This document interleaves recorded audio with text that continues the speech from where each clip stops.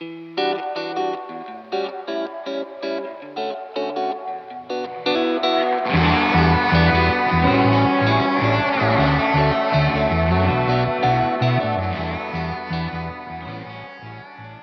friends. Welcome to Bar of the Conference. I'm your host, Derek Scott III. Today's episode is with Caleb Parker. Caleb is a General Conference lay delegate in the North Carolina Conference. He lives in Durham with his husband and dog and is a senior nonprofit researcher in global health. He's a leader in his local church, and he's passionate about the UMC.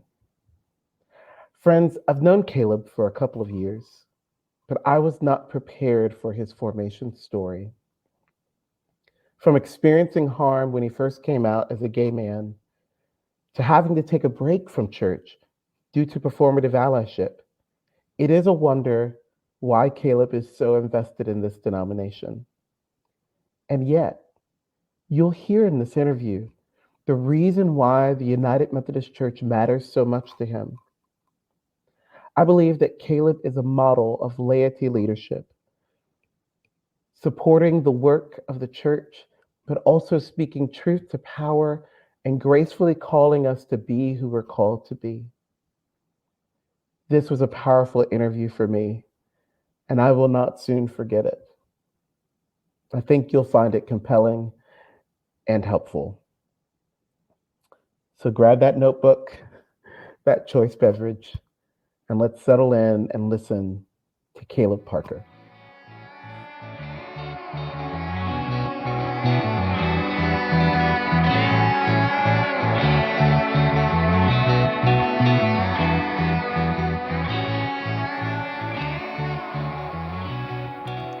Caleb Parker, welcome to the Bar of the Conference. Thanks for joining me today. Thanks for having me. We have done our share of organizing and conspiring to lead the United Methodist Church, at least in the SCJ, in a good direction, good direction as far as we're concerned. And yet there's so much that I don't know about how Caleb Parker actually got to the United Methodist Church. So I'd love to start there. I'd love to start with your story, God's prevenient grace leading you to salvation, and becoming a part of the UMC, and any of that formative stuff you'd like to share with us. Yeah, of course. Thank you so much for having me, Derek. My story begins with family. We have been going to the same little church out in Northeast North Carolina for as long as I know. So it's been entrenched in me, in our family, that we are United Methodists, or whatever it was before the iteration of United Methodism, right? The church was built in 1791. So there's a lot of history there. And that's where I learned in church and Sunday school that God loves me, that there's something bigger than self, that community is incredibly important.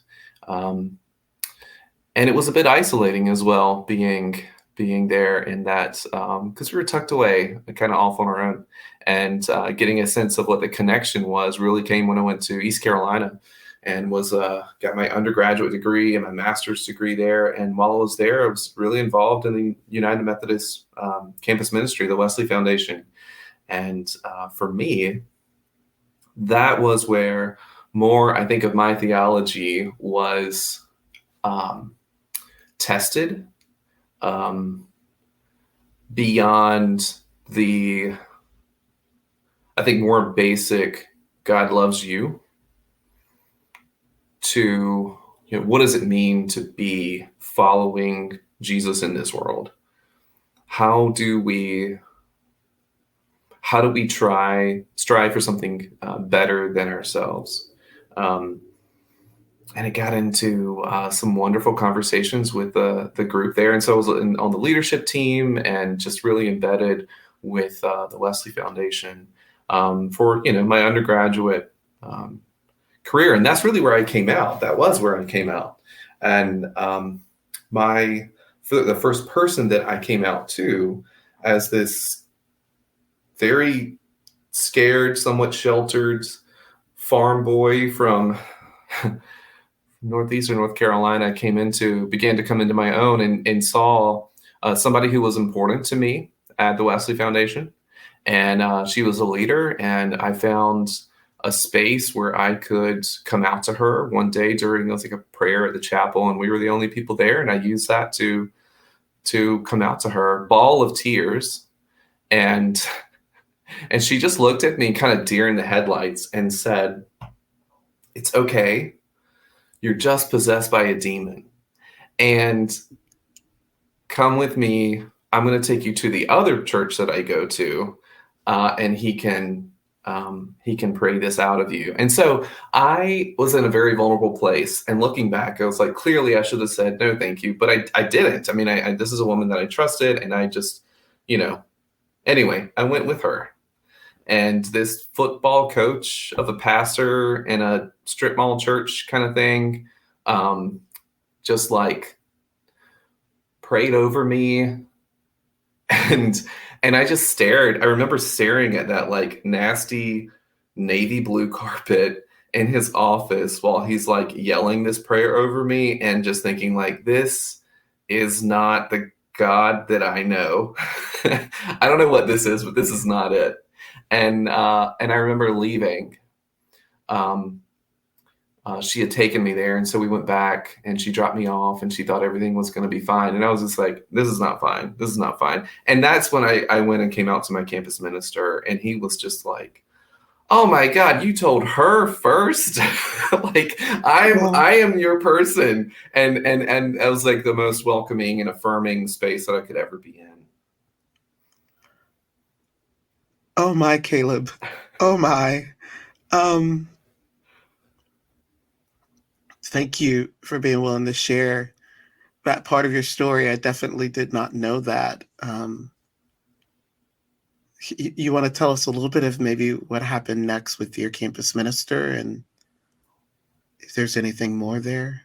There's a lot more there, because that was, I think, my second year there. So I guess it was a sophomore. And I found my group. I found my people that were the allies, a couple other queer people, and became, I found my people. It was amazing. So the campus minister, Scott Wilkinson, and his wife, Vicky, who was also a strong part of the campus ministry, kind of became a really wonderful resource for me and for other students who were also queer or just questioning and trying to figure out where they belong. And he in particular really provided space for having conversation and question. And I just thought that the Bible studies that he led, and the times we were together in these really long student leadership team meetings were really formative, wonderful spaces for me to be in.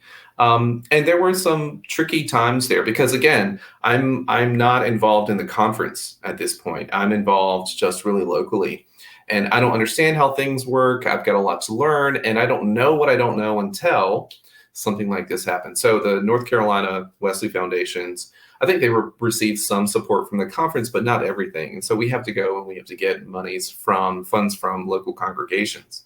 Well, by I think the second year or so, third year, I'm dating another guy who is at the Wesley Foundation. We're both on the campus ministry team, and I'm slowly coming out to people that I trust. And one of those people that I thought I could trust went and told one of the big, more evangelical Methodist churches in our local area. And when they found out, their administrative council met, and they decided unanimously to withhold funding from our Wesley Foundation. And they were probably bringing in more than a third of our money. So it would have definitely changed what we could do. They didn't talk to their pastor. They didn't tell us. They didn't have a conversation. They didn't vet anything. It just happened. And then when the pastor found out, and when my campus minister found out, there was a lot more conversations that happened, and things were resolved. But I knew, I think that was one of the key moments for me, that the way United Methodism exists, it is one of um, power plays. It's not like there was an issue with the connectionalism there. It was not like wanting to understand, wanting to listen, wanting to be understood. There was people in power with agendas, and here we are as a campus ministry, and I had no idea how dangerous, if you would, I could be. Mhm. Wow. I was so hoping that there was going to be this really beautiful, but I went to my United Methodist campus minister and everything went up and to the right from there. I know that's not really the story for most of us. And I'm so heartbroken. For me, I had him, right? I had Scott, and I Mhm. had a group there, and we did this work together, and Scott had our backs, and I remember when some other students came to a meeting one time and said, of our leadership meeting, like, we think that, they read some scripture and basically said that you have two gay people up here on your leadership team and they need to be removed. And Scott said, over my dead body. And I think that was a beautiful Mm. moment of allyship, of Yeah. support. And I got that from him the whole time. He protected us and still does, and in his way.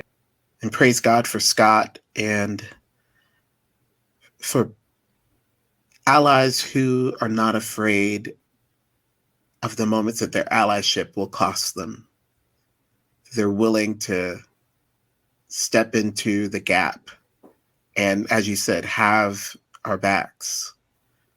And I do obviously want to talk more about your connection to United Methodism, but I'm interested. You're one of the first folks that I am interviewing who's currently, like, your day job is not inside the institution of the United Methodist Church or inside a local church. You are a layperson who is deeply engaged in the life of the United Methodist Church, but you have a job that is not not connected to the system. Different from me, different from other lay folks that I've interviewed. So I'm curious, you could just how has your call as a layperson sort of informed your work, or how does your work inform your call? And just would love to hear a little bit of that before we come back to the UMC.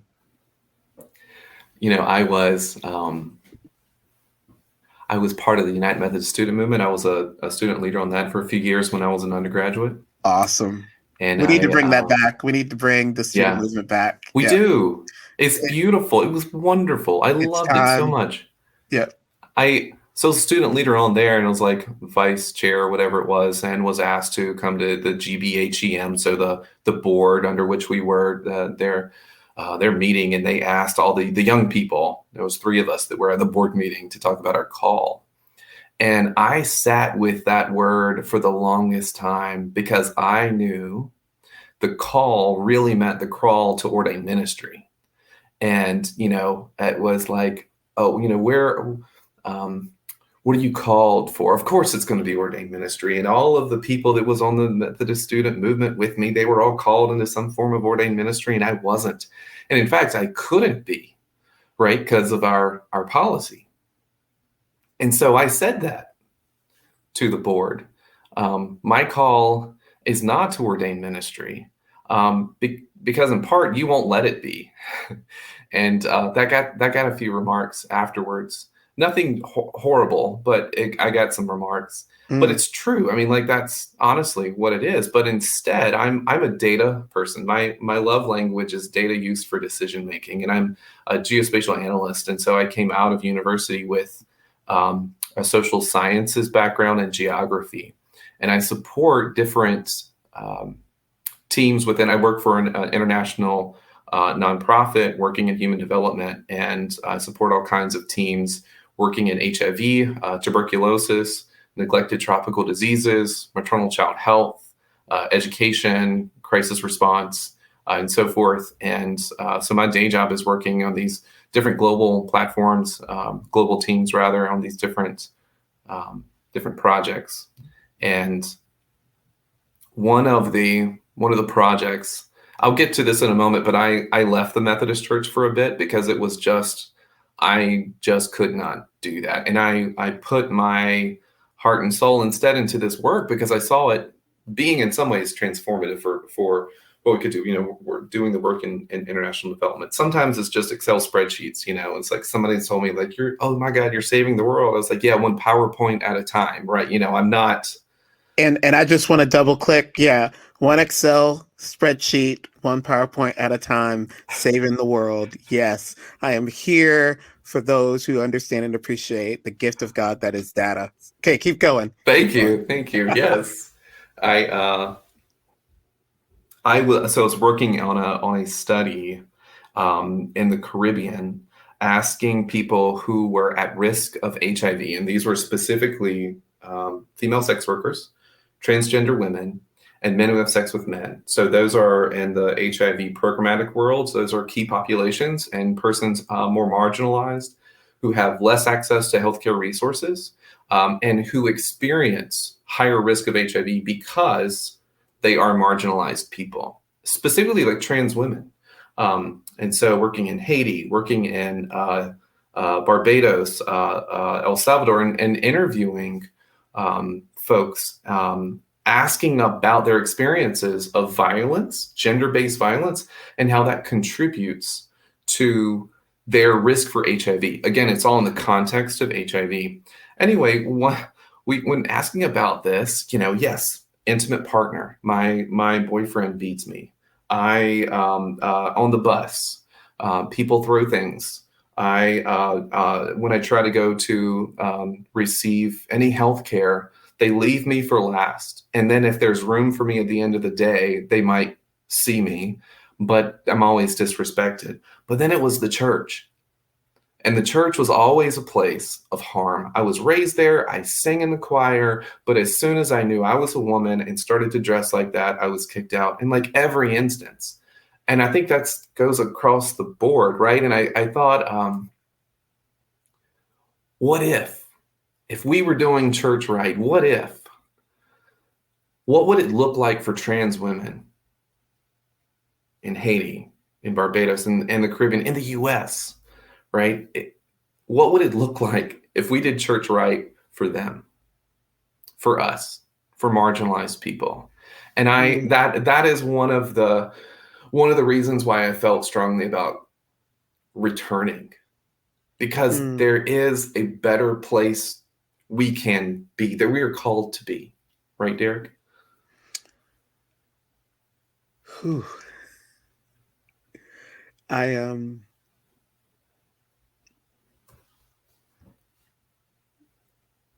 This has already been powerful for me, Caleb. So I'm just navigating my emotions as I stay in the interviewer seat.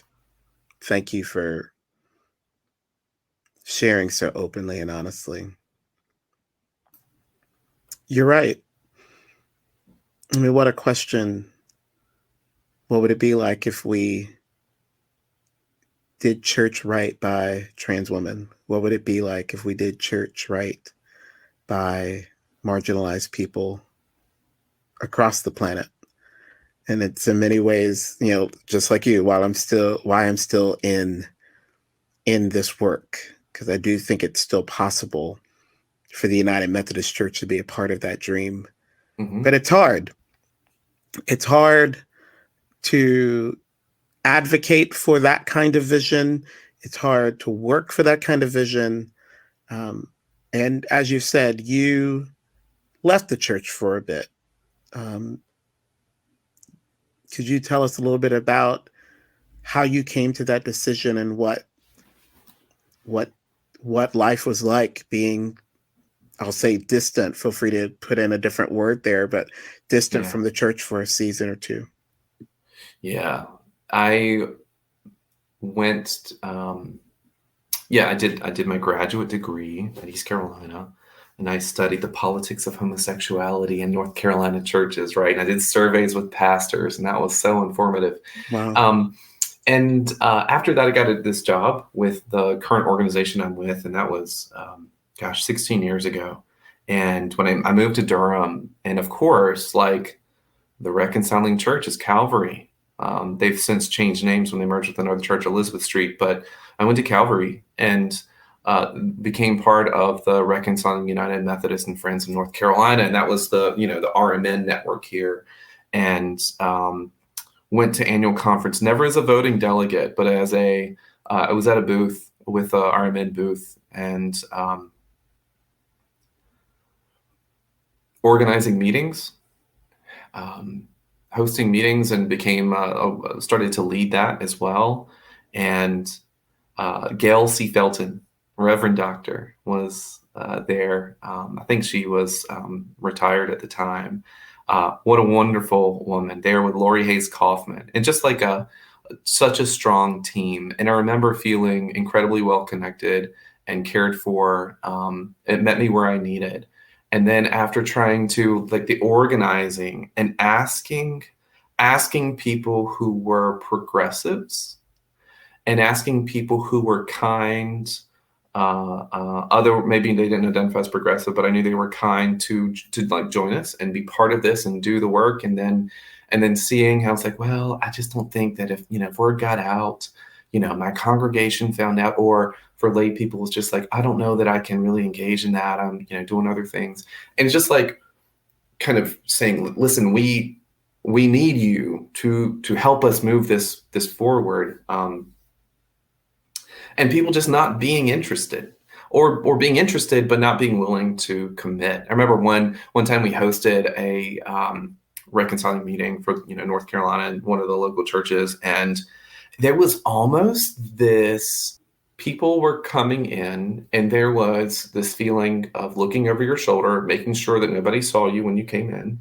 It's like, who's going to see you? It's it's a parking lot in the woods, but it was a feeling of, oh, I'm taking a big risk here, and I don't know if I can do this. Anyway, there were supporters, but it was not a, it was like herding cats for a while, right? It was like begging people to be a part of this, and there was no movement forward. It was stalling. I didn't know really where to take it, and so I stepped away. And I stepped away from church, and I put myself into the work, because I felt like my work was moving forward more than church was. And I wanted to return. Like, I had given so much of myself, and so much of my identity was tied into United Methodism, the Wesley Foundation, my home church, Calvary. And I needed space, some time for reflection. And I wanted to know when I could rejoin. So I was really waiting for a sign that there would be a time for me to come back. I didn't know what it looked like, but I knew that it just wasn't working for me. Yeah. If I could ask a question in response, and I'd love for you to reframe what I'm about to say if I didn't get it right. But what I thought I heard you say was, in a different set of words, it wasn't traditionalists or conservatives that sort of pushed you away from church for a season. It wasn't necessarily or directly bad theology, but it was, quote unquote, allies who weren't willing to really stand in the gap for queer folk in the church. Am I wrong in hearing that from you? No, that's exactly what it was. There was a wonderful group of people who were, I know the use of the term labels is limiting, but who were progressive, who believe that queer folks are fully human and belong fully in the Methodist Church, and they were nice, and I love them. And there were many more who believed the same way, but felt that the risk was too great to outwardly and openly stand up. It leads me to a different kind of conversation around what it is like for queer folk to be in church. And I think that there's one conversation about blatant homophobia, blatant transphobia, blatant misogyny, blatant, discrimination and harm. And then there's another conversation that looks like a conversation about a lack of moral courage, a conversation about being a performative ally, and the ways that sometimes folks who say they're for us as in queer folk, us as in marginalized folks, when people don't show up for us, that feels like a different kind of barrier to entry, a barrier to engagement. And in some respects, we've kind of already gone there, but I'd love to dive just a little deeper in your thoughts there. In some respects, because my experience of you, Caleb, you may not like this, but my experience of you is that you tend to sniff that out in a room. And I feel like you call that out really well. I didn't realize that it probably comes from personal experience. Yes. But we don't talk about that other barrier, the barrier of that our allies, or quote unquote allies, create in keeping us from church. And what do you think? What do you think is there? What do you think? Why do you think that happens, both for us as well as for those allies, that barrier gets created? Because we see it as a performance. That's the barrier. Because there's a responsibility by people who believe that we are fully human and fully loved. If you take that on, if you say those words, I need you to prove it, especially when we're up against a wall. I need you to have our back. And I saw that by my campus minister. Scott was amazing at doing that.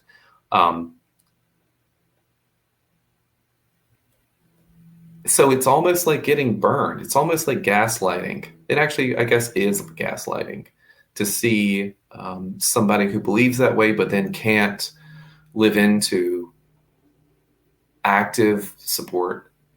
And so whenever, I don't know if you do this, but as a queer person, especially, I kind of learned this back in undergraduate. I went to Campus Crusade for Christ my first year because I was on Wednesday nights and Wesley was on Thursday nights, and that's where like the cool kids were going, was Campus Crusade. There's a lot of people and they had really good music and all, and I was just like, oh my God, this is amazing. And then over that year I learned that they did not want me, like the friendships that I had made were prescribed. They were trying to save my soul. I was a number, and they did not care about who I was. They cared about that I was, saved, right? And I learned the hard way there because I thought friends, and they were not my friends. And then going to local churches there around in Greenville, and getting a sense of like who was who, and my naivete thinking that these are these decent people, and then finding out that they're not. And so I learned to be on guard, that you can't trust anybody, especially in a church, to have your back. If you're found out, what's going to happen? Because I've seen what can happen. And so whenever I would go to a church, whenever I would, another place or with friends or some other city, I was looking for signs. I always look for signs to see, are you, if you say you're progressive, are you actually living up to it? Can I see it in your bulletin? Will I hear it from who is speaking? Because if not, I don't know that you are. It's this thing of like all lives matter, If somebody says, all are welcome, what does that mean? You have to unpack it. You have to name names. Otherwise, I feel like it is simply performative. Yeah. Let's take a quick break.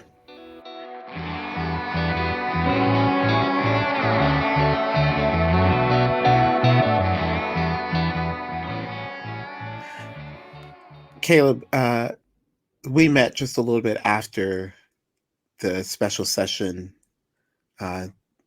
in 2019, and I've said in some other episodes that what happened at the special session, the passing of the traditional plan, the impact of it really depends on where you were, the culture and sort of the temperature of the annual conference and even local church that you were part of. The special session affected everyone differently. But I know that it had a specific impact on your life. And so I'm wondering if you could share a little bit of how you responded to the passing of the traditional plan at that special session of General Conference.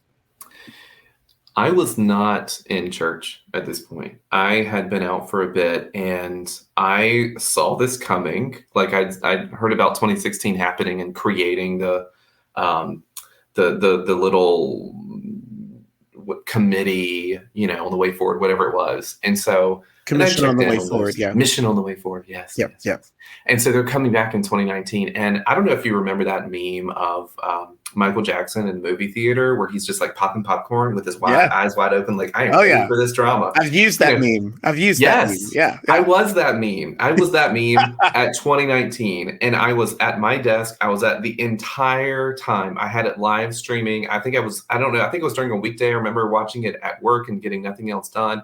And I am just here for it because I realize I'm bitter. I have unprocessed anger with folks in the Methodist Church. And I think that's really what was coming out. And I was there to watch the United Methodist Church die. I was just like, you're getting what you paid for. That's where I was. And I look at that and reflect on it. And it saddens me that that's where I was but I was there because I wanted so much more. Like there was so much more potential. There were so many beautiful people that were a part of this that were, I needed them to step up, And so I'm just watching this go. And of course, I know the worst is going to happen. But when the worst happened, I was a mess. I was like weeping at my desk, and angry and sad and everything, like folks there. And like, I'm watching it on the live feed, and I've got somebody else's Facebook or Twitter, or somebody was posting, and I was maybe I was on a WhatsApp group. I can't remember all the details, but it was like all this information coming in and people saying that what does this person mean, and that resolution, and this vote is going to mean this and all. And it was just like, I'm back in it. I'm back in the middle of this, and it's not where I thought I was going to end up. I thought it was just going to be a fun little time. I remember that happening. Like remember the monster trucks are coming in. So we got to vote. We got to vote. And they voted. And let me tell you what, the monster trucks are still here, right? It's like they haven't left. And here we are with this piece of trash polity now.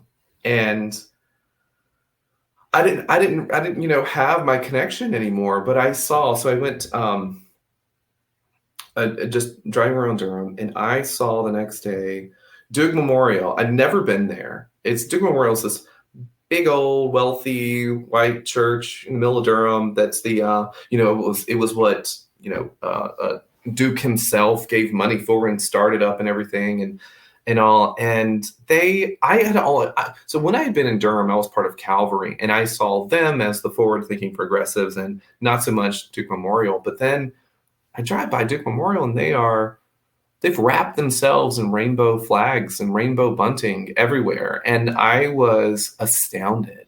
And if you remember, like, I was part of the reason that I was upset is because people were not stepping forward and risking, right? And now people are starting to step forward and put themselves in a position of like, I'm not going to be quiet anymore.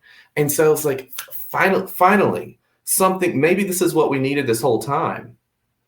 I don't think it was, but I appreciate where we have ended up because it brings people out. It brings progressives out. It brings centrists out because they're like, oh, wait. This is not the church I wanted. I don't want to be a church of a traditional plan.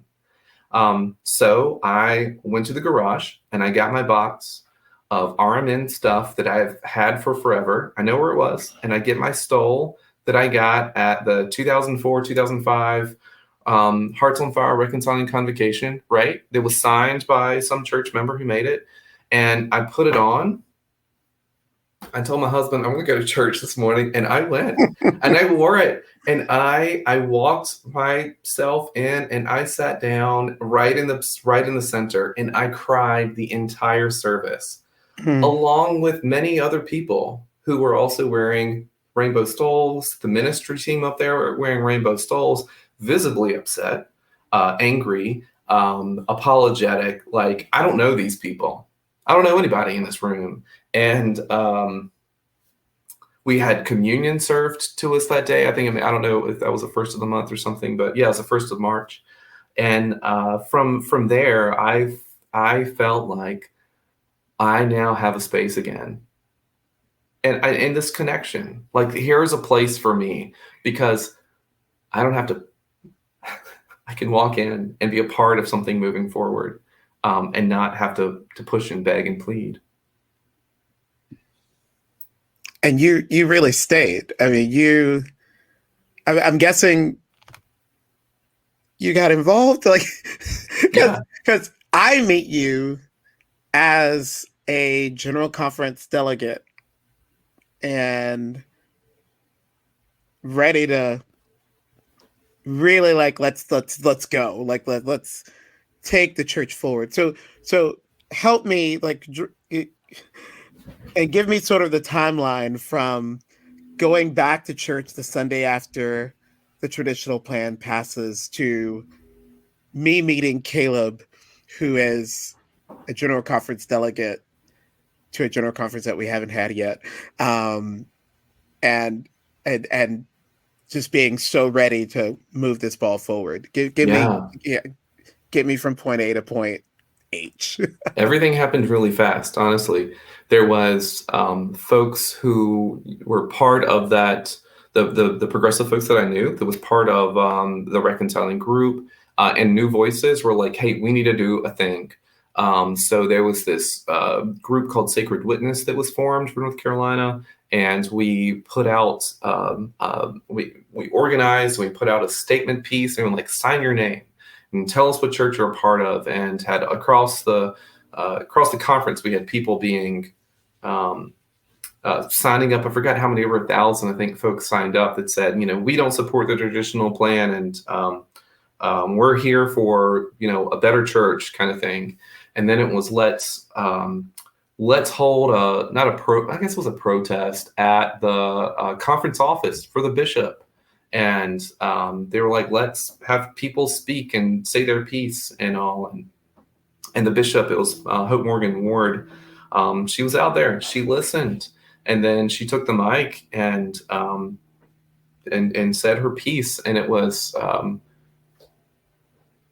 don't know, 100, 200 people that came out there. And it was quite, there's movement, there's something happening. And then one of my friends for years, who's always been, he was probably one of the first folks doing the work of reconciliation at the North Carolina Conference, Sam Isley.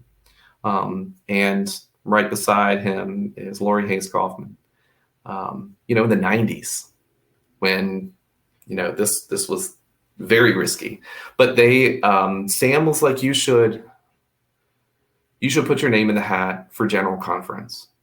And so, I did. I was like, why not? It's probably not going to happen. But we had the group that was organizing put together the list of folks that they would recommend. And I made the list of the recommended people. And, these are folks that I had worked with years before. And finally had an opportunity. I ran for general conference back in 2007 or whenever it was. And, I didn't get anywhere with it, but I was thinking like, I can do something here. Like, I feel like I've got something that I can say. And so I ran. I transferred membership from my home church over to Duke Memorial and ran and was able to be part of it. And then this was also at Duke Memorial, the life of the church. They've been doing quite a bit of work on full inclusion for queer folks. The year before I joined or two, they had been having conversations about what it means to be a fully inclusive church and the rights of queer folks. And they were ready that when 2019 came, General Conference came, that they were not performing allyship. They had been working on it. They had been doing their due diligence.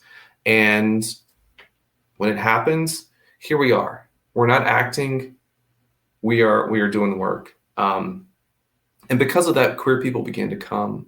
And they had said, if you remember in the 2019 policy, it was that if you are a Methodist pastor who performs a wedding of queer folks, you will be, whatever it is, tried and convicted, and you will be, removed from your position for a year without pay. And if you do it again, we'll take your ordination.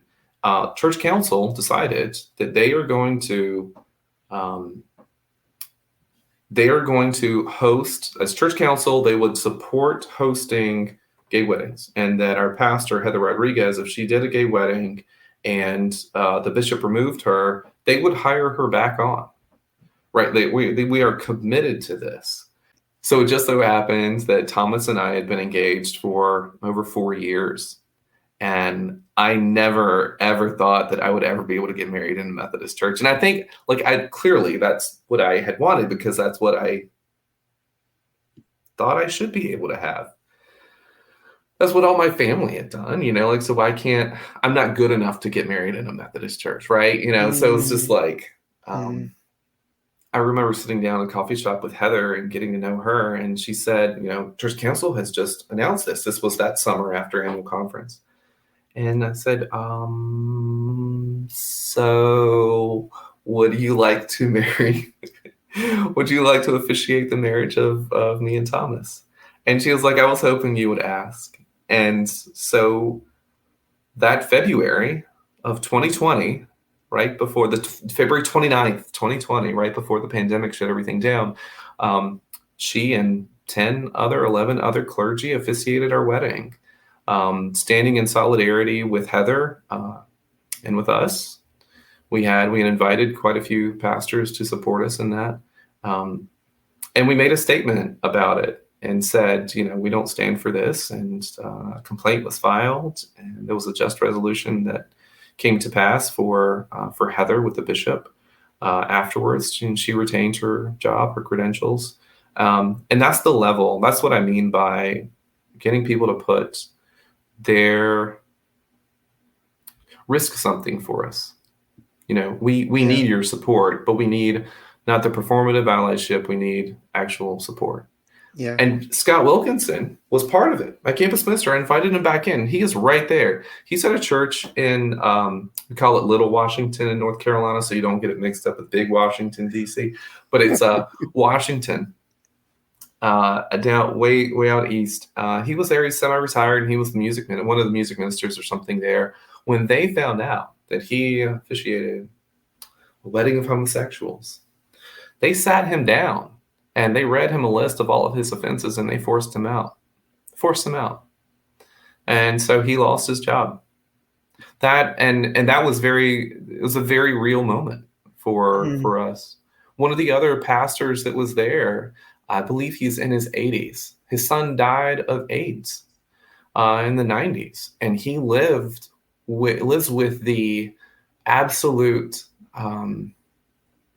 regret, just doesn't describe it, of him not being able to be there for his son, and giving him the opportunity to step in and in a moment of celebration and an authority of celebration, right, as an officiant, a co-officiant of a gay wedding, as a Methodist pastor.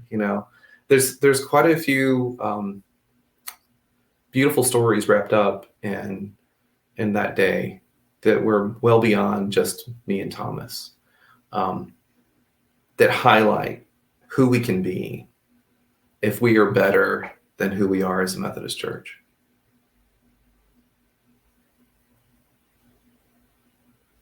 So beautiful. When I met you, Caleb, it was the very beginnings of a work of attempting to organize queer delegates in time for whenever we would have general conference. When we had our first meeting, I sensed the deep sense of urgency that you brought to the Zoom room. And I even think, if my memory serves me correctly, it was a conversation you had with Helen Ride, who also works for RMN, that sort of catalyzed that initial Zoom meeting, I think. Yeah. What was your desire for queer delegates? Well, I had this conversation with them, with Helen, and said, hi, I just got elected. I'm brand new to this, and I know that you're going too. What do we do? Where's the rest of us? Because I heard, there was this progressive wave, or the wave of progressive and centrist delegates that got elected across the U.S. Okay, so Helen, do you know where they are? Because I don't know any of them. I don't know if you already do anything like having this queer delegation.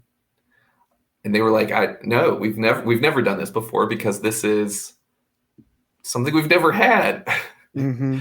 There clearly have been queer people that are delegates, simply not organized. Yeah. And we started going through our networks, really, they did, and the rest of you all did, like, hey, who do you know that's on in the alphabet, the LGBTQs that are that just got elected? We need to get to know each other. And so it was just like, oh wow, there's like 12 of us. Oh my goodness. Oh wait, no, there's 20. It's up to 30 now. And so we had this like sign up form. And I think now we're over 60 people, and we're continually finding folks, which is a substantial number of queer folks who have authority and voting rights within the Methodist Church. And it's like, if 2019 had not happened, if the pendulum had not swung so far back and really exposed who we are, who we could be, right, to a bunch of folks, I don't know that we would be here right now. I don't think we would be here. No, I don't. So we've done some good work, and I'll save our queer delegates convo for another interview, for another day. But obviously, General Conference got postponed once, then again, and then again. But then a jurisdictional conference gets scheduled because we need bishops. And so we finally get to do more than talk about organizing and preparing for a conference. We get to really step into a space and do some real coalition work to possibly begin to help the United Methodist Church, particularly in the Southeastern jurisdiction, really be all that some of us believe that it can be, through the election of bishops and through the passing of some resolutions. I'm curious what your thoughts were going into that jurisdictional conference, some of your takeaways as we were navigating that jurisdictional conference, and even some of your reflections as we look back just a few months from that time that we had in Lake Junaluska. Oh yeah, clear feelings of like, wow, we're doing a thing, and this is the first time we get to do a thing, and this is important. I'm excited. I'm really skeptical about who was going to be in the room. This is still the same slate of progressive and centrist delegates, right? Are we going to prove it? Are we going to see it? What's it going to look like? So the work that we had done as a queer delegation before this was to say, we are writing legislation that simply says, hey, we are queer folks, we belong in the church, and we as a jurisdiction support that idea. And so I helped to, write that legislation up. There was a small group of us from the queer delegation that did that, and a bunch of us signed it, who had time to.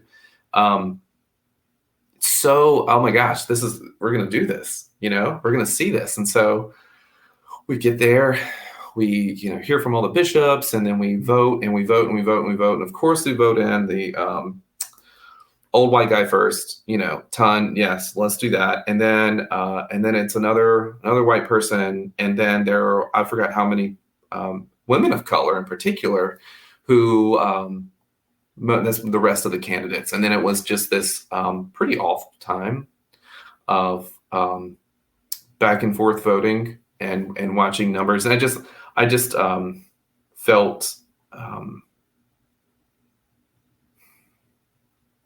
there has to be a better way to do this work. There has to be a better way. There's actually a commission that was formed to look into this, right? And the inherent racism that's part of this, of who we still are, that we need to do a lot of work on. The other part of that is that when it came time for resolutions, Helen receives word from the agenda committee, which is Bishop Swanson, who is the elder bishop and basically responsible for the jurisdictional conference, and is just saying, we're going to meet with all three writers of all three resolutions. And so pick two people, and come. So it was Helen, and, you went to that meeting.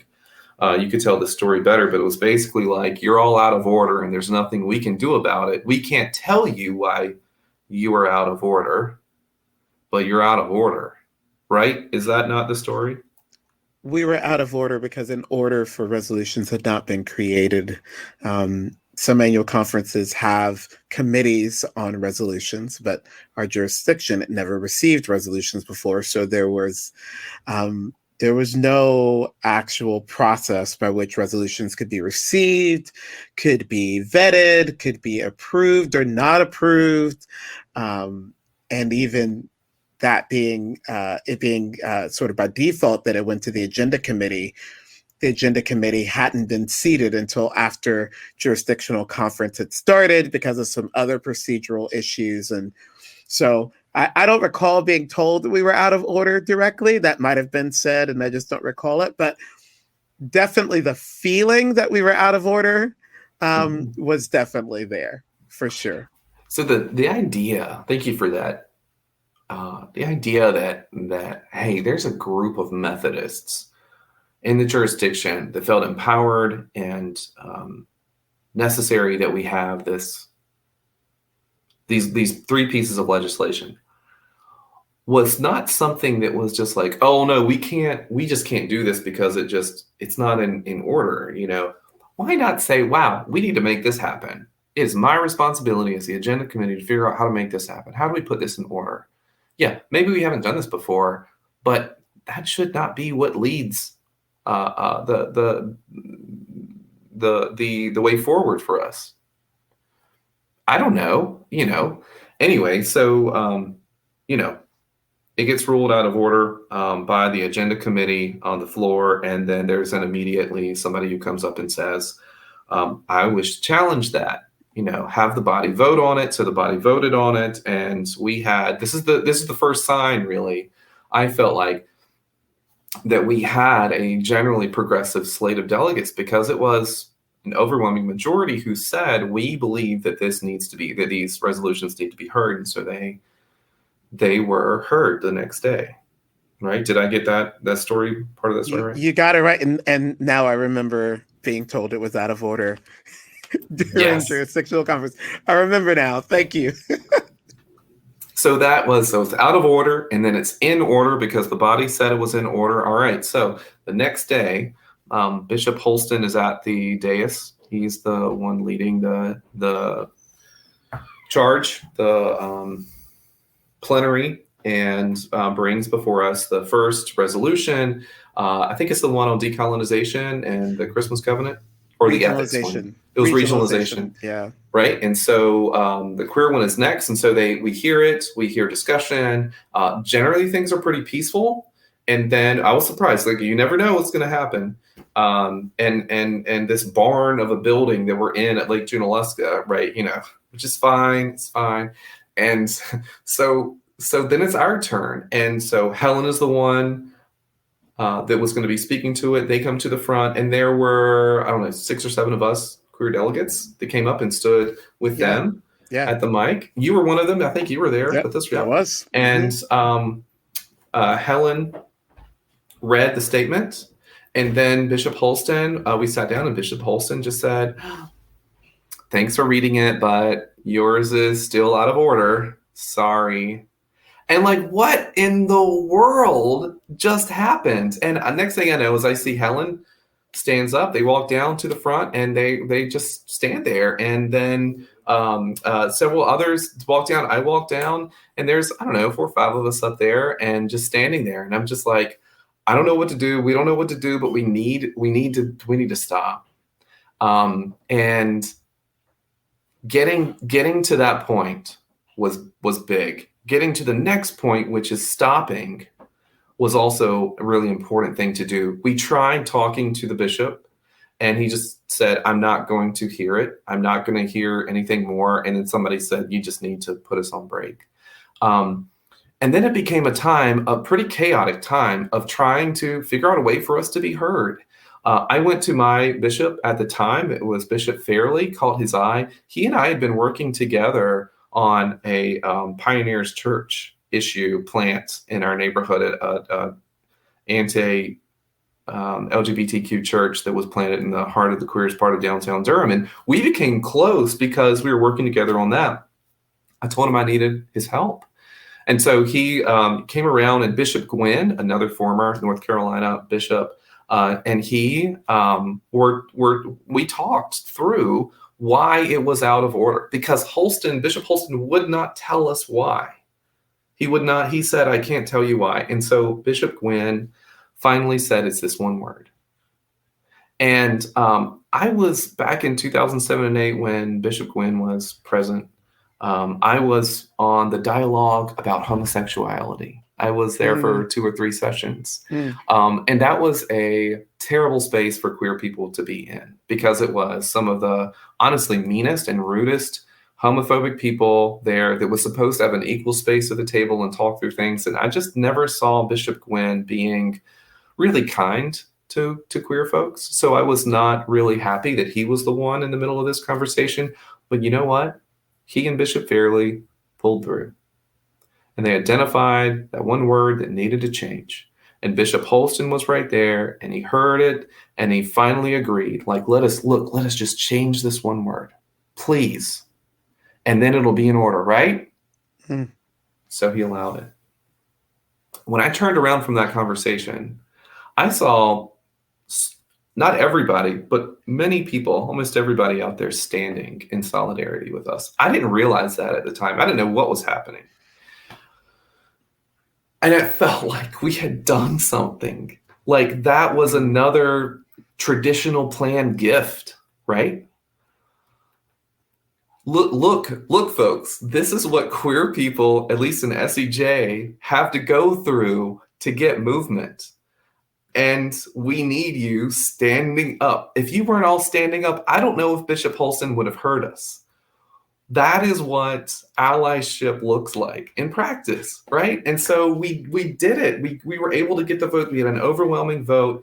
And I was honestly so mad. I had so much like that old anger, that old bitterness from when that church back in the Wesley Foundation pulled their funding when they found out that gay people were on the campus ministries leadership team, like without telling us, like, you've got this, you know what's best for us, and you know that we aren't fully human, and you get to do with the power that you have whatever you wish. And that's what I felt like from the agenda committee, from the start. And It was humiliating. It was absolutely Mm. humiliating. Mm. This is the UMC that I'm used to, that I was expecting. This kind of activity. So when I see the campaign Be UMC, this is what being UMC has meant to me. I want to be a better UMC. I want to be more than what we are. I don't want this. I don't want this anymore. And I hope we can figure out a way to not have this happen again at jurisdictional conference. So that's on us. That's on us to figure out. Being in the room for that moment, it just so many things happening from the point that Helen starts speaking to the point where the resolution finally passes. So many things happen in that short amount of time. But I have to say, one of the things that I remember quite clearly was when Helen stood down in the front and then people joined them. The number of delegates that stood up in their seats. Mm-hmm. And there were delegates that I knew that might not have even signed up for performative allyship, let alone like it costed. But there was this interesting moment of individuals who, by virtue of standing, would be seen by their delegations that they're standing at this moment. Yes. And I do think that was some of the power that pushed us into a break, that helped get us to how to bring this resolution into alignment, and eventually it passing our conference. And I think it was a sign that things are changing in the United Methodist Church, particularly in the U.S. And I think about the work that it takes, not simply to advocate for inclusion, but to invite allies to really think about their investment in this work. And the truth is, had it just been queer delegates that had pushed that piece of legislation, I don't think we would have had the outcome. The outcome in part was, I think, this is Derek, I think that the outcome we had was in part due to allies saying, we stand with you. Literally, we stand with you. And that, for some of them, has been a 20-year project. I think the point that you're making about the invitation is key. Not relying on us to do all the work, on queer folks to do all the work, but to say, it's time for you to show up to this. This is where I need you, ally, friend.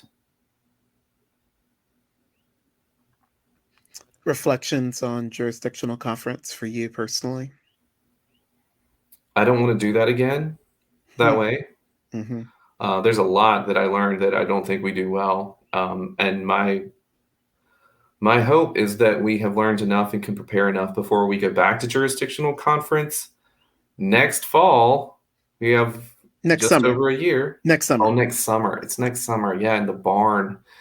Oh, if you've never been in that place in the heat of summer, apparently it's the place to be. Will we be able to change the systems before that happens? Mm-hmm. So we're not, I don't know. That's the thing I hope that we can begin to do better, is be less reactionary and be more proactive. And that's what I hope that work we're doing for the queer delegation is about.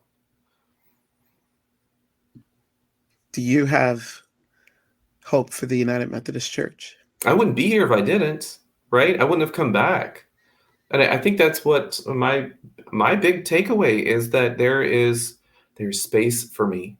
There always has been, but now I feel like people have named it. People are standing up, and it's beautiful. Duke Memorial right now, in the past 3 years and change, when I'll say they started the work, and we've picked it up. We have more than 40 queer folks who have joined us. We have probably half of them are generally coming now and part of our Queer Formation Sunday School group, or the different activities that we plan. We have beautiful service around Pride, and that's when people show up. And every other Sunday, there's a new probably queer couple or folks that are coming that are like checking things out, and they're doing the same thing that I used to do. They're testing the waters. They're looking to see, am I named? Is this performative? Are you real? Can I find safety here? Maybe I was raised in the church and left, and I'm looking for some sort of answers and some form of connection. And that's what I want us to be, right? Not just at Duke Memorial. I want us to be that as the United Methodist Church, and I think we can. But here's what I think it's going to take. The same kind of work the church council and the church body put in at Duke Memorial a few years ago, and the same hard conversations that they went through, is what we need to have as a body, and as more congregations. We cannot simply raise the queer flag and welcome in queer folks. It doesn't work like that. That's the end of the work. What we have to do as a body is to name that we have authored and condoned harm towards queer folks for the generation that has been United Methodism. That's on us as United Methodists. We have to name it publicly, confess it, apologize for it publicly, and then we can work on reconciliation. Some of the work I did on the anti-oppression team or the anti-racism team at Duke Memorial too was about, we read a statement from a Black pastor in Alabama, Georgia, who wrote a piece that said, look, Black lives matter. Yes, it does. But I'm seeing all these white congregation members show up and try to march beside me, but they haven't done the work. They're the ones saying all lives matter this whole time. And now today they're walking with me. I don't trust them. It's the same thing. Why would queer folks trust the United Methodist Church if we do not spend time naming what we have done to queer folks, apologizing for it, and working towards reconciliation? So it's not just removing the language. It's not just the simple plan stuff. Let's just remove the harmful language. It's let's put language in there that says what we did, apologizes for it, and then puts language that affirms and empowers us. That is a huge step forward. That is part of the work. So much of it has to happen at the local, individual, and congregational level, though. But I have hope that we can. Caleb, I'm usually so prepared for these interviews. I know exactly where they're going to go, which they never really go exactly where I think they're going to go. But I'm usually so prepared. I was not prepared for the emotional weight that comes with your journey. And knowing what I know now, my celebration of you and the UMC has just like grown exponentially. I've celebrated you being a part of us since I've met you, but gosh, this is the story that you take with you onto the General Conference floor. And I'm really grateful that you were willing to share it with us. Thank you. You're a sweet person, and I am delighted to be a part of this very, very big conversation that you are inviting people to. Thank you, Derek. Thank you, Caleb. We hope you enjoyed the episode. Bar of the Conference is produced by the team at Wesley's Revival, a ministry of Studio Wesley. Subscribe to this show on Apple, Spotify, Amazon, or Google platforms so you don't miss a single episode. Thanks for joining us, and see you next time.